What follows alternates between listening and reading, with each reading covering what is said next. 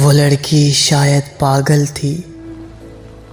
وہ لڑکی شاید پاگل تھی، کیا صبر تھا اس دیوانی کا،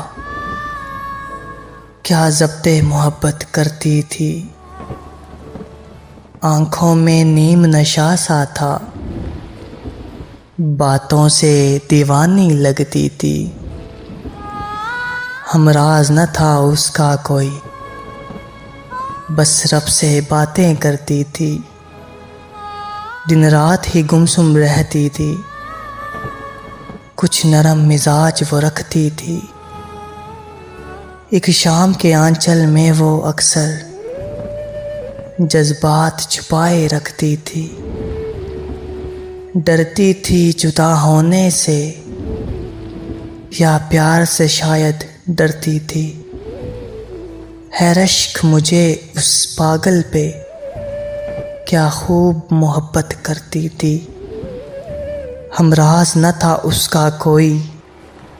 بس رب سے باتیں کرتی تھی، وہ لڑکی شاید پاگل تھی، وہ لڑکی شاید پاگل تھی۔